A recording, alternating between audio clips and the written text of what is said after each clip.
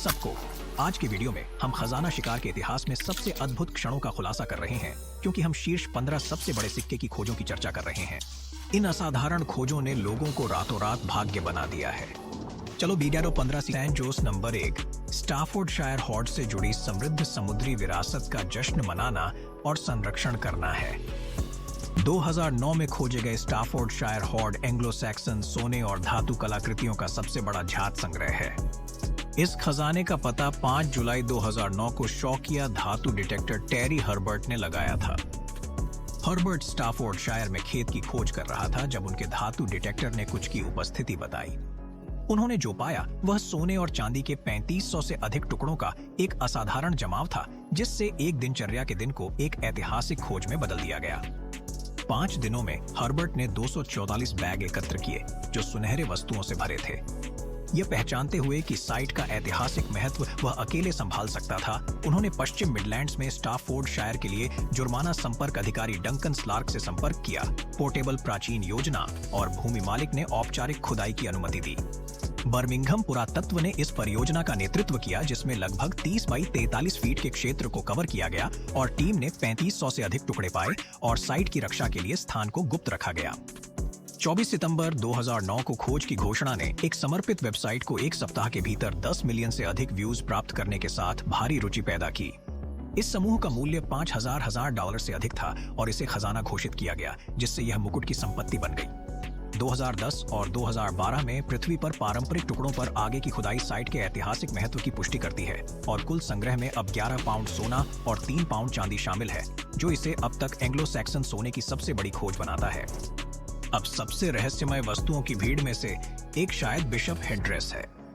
यह हेड्रेस सोने से बनाया गया है और गार्नेट और कांच से जड़ा हुआ है और उस काल की तारीखें हैं जब कई स्थानीय राज्यों में मसीह को फिर से स्थापित किया जा रहा था। इसमें क्रिश्चियन क्रॉस और पूर्व क्रिश्चियन एंग्लो सैक्सन डिजाइन दोनों हैं, जो पुराने और नए धार्मिक प्रभावों के विलय का प्रतीक हैं। ब्रिटिश संग्रहालय में पोर्टेबल प्राचीन योजना के उप प्रमुख माइकल ल्यूविस ने 2 संभावनाओं का सुझाव दिया है। इस भीड़ को बुतरात्ता देवताओं के प्रति चढ़ाई के रूप में दफनाया जा सकता है, या यह एक खजाने के रूप में छिपा हुआ हो सकता है जो खो गया या कभी नहीं मिला था। स्टाफोर्डशायर के दफनाने के आसपास के सटीक उद्देश्य और परिस्थितियां इतिहासकारों और पुरातत्वविदों को रोचने के लिए जारी हैं। डियाबा डो सैन जोस। सैन जोस एक स्पेनिश गैलियन जो कोलंबिया के तट से निकला है, कोलंबिया सरकार द्वारा शुरू की गई एक बड़ी वसूली परियोजना के केंद्र में है। जहाज मलबे, जिसमें लगभग $20 अरब मूल्य का खजाना माना जाता है, एक सर्वोच्च प्राथमिकता बन गया है। सैन जोस को पवित्र ग्रेल कहा जाता है। इसका समृद्ध और दुखद इतिहास है। 18वीं शताब्दी के आरंभ में ब्रिटिश नौसेना द्वारा डूबा गया सैन जोस एक बेड़े का हिस्सा था जो 6 वर्षों में अपार धन परिवहन कर रहा था, जिसमें बोलीविया से चांदी, कोलंबिया से पन्ना और 11,000 सोने के सिक्के थे। यह खजाना स्पेनिश मुकुट के लिए था, एक महत्वपूर्ण पुरस्कार जिसने स्पेनिश उत्तराधिकार युद्ध के दौरान जहाज को एक लक्ष्य बनाया। 8 जून 1708 को कार्टाजेना के तट से बारो प्रायद्वीप के पास सैन जोस ने एक ब्रिटिश स्क्वाड्रन का सामना किया। एक भयंकर लड़ाई हुई जिसके दौरान जहाजों के पाउडर मैगजीन विस्फोट हो गया, जिससे जहाज डूब गया। दुखद रूप से 600 नाविक मारे गए, जबकि सिर्फ 11 लोग बचे। 2015 में कोलंबियाई सरकार ने घोषणा की कि नौसेना गोताखोरों के एक समूह ने जहाज को लगभग 3300 फीट की गहराई पर स्थित किया था। इस खोज ने विवाद और रुचि फिर से जन्म दी। 1981 में एस साल्वेज कंसोर्टियम ने दावा किया कि उन्होंने सैन जोस पाया और कोलंबियाई सरकार को निर्देशांक दिए, यह उम्मीद करते हुए कि खजाने का आधा हिस्सा मिलेगा।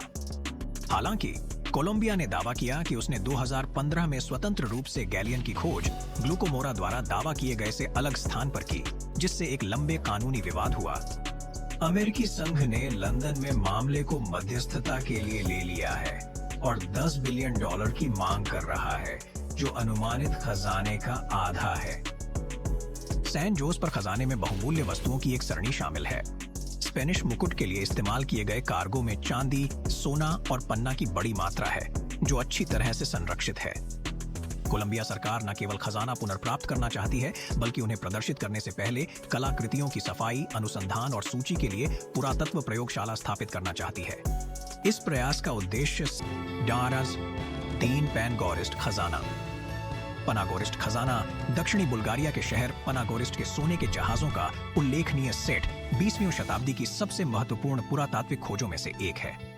1939 में दुर्घटना से खोजा गया यह खजाना 4वीं शताब्दी ईसा पूर्व के अंत और 3वीं शताब्दी की शुरुआत के बीच है और यह थ्रेशियन सभ्यता से संबंधित है। इन जहाजों में उपयोगी सोने के अलावा शिल्प कौशल सजीवता के लिए मनाया गया। यह 8 दिसंबर 1939 को 3 भाइयों पावेल पेटको और मिखाइल डाकोफ द्वारा मिट्टी की खुदाई की गई थी, जो पंगारी दिनों में सिरेमिक कारखाने के यार्ड में मिट्टी की खोद कर रहे थे। लगभग 7 फीट गहराई पर उन्हें पीली वस्तुएं मिली। कलाकृतियों को अच्छी तरह से साफ कर जिला परिषद में एक शोकेस में प्रदर्शित किया गया और उन्हें एक बैंक में रखा गया। सोफिया पुरातत्व संस्थान और संग्रहालय के निदेशक को कुछ दिन बाद यह संदेश मिला। संग्रहालय के निदेशक ने तुरंत खजाना इकट्ठा करने के लिए वहां की यात्रा की और इसे वापस प्लोटिव में लाया। इस प्रकार प्लोटिव पेंगोलिन खजाने का स्थायी घर बन गया। इसमें 9 वस्तुएं, 4 राइटन, 3 राइटन चित्र, 1 राइटन एम्फोरा और एक बड़ा उथला फिली शामिल है। अब ये वस्तुएं पूरी तरह से सोने से बनाई गई हैं। कुल 13 पाउंड का वजन है।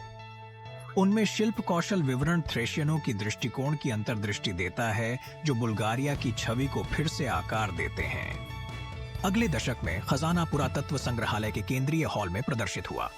1960 के दशक में खजाने ने अपने पहले अंतर्राष्ट्रीय दौरे पर शुरुआत की। रोम से शुरू, फिर पेरिस, मुनिच, लेनिनग्राड, बुडापेस्ट, वारसो और मॉन्ट्रियल की यात्रा की। दशक के अंत में 3 साल बाद खजाना भूखंड पर लौटा। 1970 में यह थ्रेशियन आर्ट और सोफिया के प्रथम अंतर्राष्ट्रीय कांग्रेस का केंद्र बना। प्रदर्शनी ने बाद में दुनिया भर में कई संग्रहालयों की यात्रा की। दुनिया भर के दर्शकों को बुल्गारिया थ्रेशियन विरासत का परिचय दिया। एटोचा खजाना। एटोचा खजाना की कहानी नेस्ट्रा सोनोरा डी एटोचा से शुरू होती है, एक स्पेनिश गैलियन जो सितंबर 1622 में फ्लोरिडा कुंजी के पास डूब गया था। लूटे गए स्वदेशी खजाने के $1.1 बिलियन मूल्य से भरे टोचा के कार्गो में कोलंबियाई पन्ना क्रूसिफिक्स, एक शाही गोला और एक सुनहरे पन्ना की अंगूठी जैसी वस्तुओं की एक अद्भुत सरणी शामिल थी। खजाने अब न्यूयॉर्क में प्रदर्शित है। इसका समृद्ध और अशांत इतिहास है जिसने सदियों बिताए। 4 सितंबर 1622 को 20 भारी लोड वाले जहाजों से बना एक बेड़ा टिएरा थर्म हवाना, क्यूबा से स्पेन के लिए रवाना हुआ। अगले दिन तूफान ने फ्लोरिडा जल्द मरुमध्य को मारा। 8 जहाजों को डूब दिया, जिसमें टोचा भी शामिल था, जो बेड़े के पीछे के गार्ड के रूप में काम करता था। इसकी इन्वेंट्री में 1000 से अधिक सिंगारों में 24 टन चांदी के गोलाएं, 180,000 पेसो चांदी के सिक्के, 592 तांबे के सिंगारों, 125 सोने की छड़ें, नील के 350 सीने, 525 बाल तंबाकू, 20 कांस्य तोपें और 1200 पाउंड काम किए गए चांदी के बर्तन और शायद एक नाशपाती के पेड़ में एक पौधा भी शामिल था। आधिकारिक कार्गो के अलावा जहाज में कराधान से बचने के लिए तस्करी किए गए अपंजीकृत गहने और व्यक्तिगत सामान ले जाए, जबकि खजाना 1959 तक काफी मायावी रहा, जब फ्लोरिडा खजाना गोताखोर मेल फिशर ने टोचा के मुख्य ढेर को खोजने के लिए 16 साल की खोज शुरू की। अपने अथक आशावाद के लिए प्रसिद्ध फिशर ने अपनी टीम को आज के दिन के आदर्श वाक्य के साथ रोजाना प्रोत्साहित किया।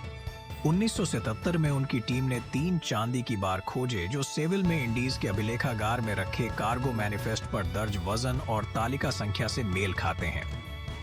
1975 में त्रासदी हुई जब नाव के पलटने से मछली पकड़ने वाले बेटे डर्क और उनकी पत्नी की मौत हो गई। उन्होंने जुलाई 1985 में जहाज के पतवार में मुख्य खजाना ढेर खोजा। इस अविश्वसनीय हॉल में 70 पाउंड कोलंबियाई पन्ना, 180,000 चांदी के सिक्के और 24 टन बोलिवियन चांदी शामिल थे। आज कुंजी वेस्ट में मेल फिशर समुद्री संग्रहालय में टोचा से कलाकृतियों की विस्तृत श्रृंखला प्रदर्शित है। एटोचा हॉल से एक पन्ना की अंगूठी का मूल्य $60,000 से अधिक था और नीलामी में 1 मिलियन से अधिक में बेचा गया था। मुजो इमराल्ड कोलंबिया के व्यापार विकास के प्रमुख गैबी हार्वे के अनुसार इन वस्तुओं को अमूल्य माना जाता है। मुजो का खदान संग्रह, जिसे निजी संग्रह के रूप में जाना जाता है, टोचा से पन्ना कलाकृतियों का सबसे बड़ा निजी स्वामित्व वाला संग्रह है और बिक्री के लिए नहीं है।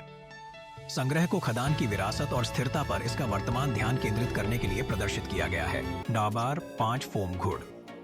अप्रैल 2010 में धातु डिटेक्टरिस्ट डेव क्रिस्प द्वारा इंग्लैंड के सोमरसेट से निकट फोम का समूह एक उल्लेखनीय खोज के रूप में खड़ा है। 18 इंच व्यास के सिरेमिक बर्तन में निहित 12,000 से अधिक रोमन सिक्कों से बना यह घूम 2 प्रारीण से 305 एडी तक है। ये सिक्के मुख्य रूप से पतित चांदी या कांस्य से बने ब्रिटेन में सबसे बड़े सिक्के संग्रह का हिस्सा है। यह खोज 11 अप्रैल 2010 को हुई जब डेव क्रिस्पफ्रम के पास धातु का पता लगाने के लिए था। उस क्षेत्र में पहले रोमन चांदी के सिक्के मिले थे और संकेत मिलने पर अपनी खुदाई शुरू की।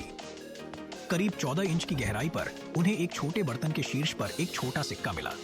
खोज की अहमियत को समझते हुए उन्होंने खुदाई बंद कर दी और आगे के पेशेवर खुदाई के लिए स्थान चिह्नित किया। इस दल में सिक्के 67 अलग अलग प्रकार के हैं, जिनमें से अधिकांश कांस्य से बने हैं, हालांकि 5 ठोस चांदी के हैं।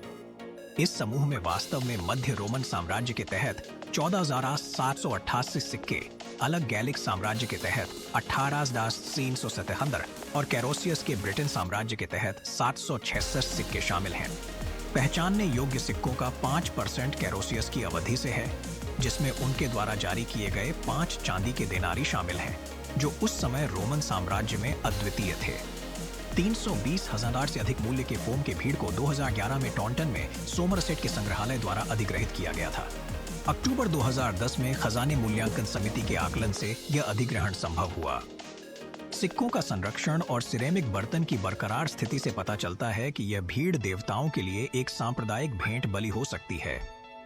पोर्टेबल पुरातत्वों योजना के मुखिया सैम मूर का यह सिद्धांत बर्तन के आकार और नाजुकता से मजबूत है, बिना टूटे बरामद होना दर्शाता है कि यह पुनर्प्राप्ति के लिए नहीं था।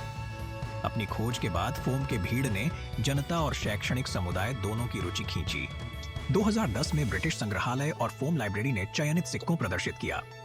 समरसेट और टॉन्टन नाम्ब्रस 4 के संग्रहालय में एक केंद्रीय विशेषता बनने से पहले पूरे समूह को ब्रिटिश संग्रहालय में प्रदर्शित किया गया था।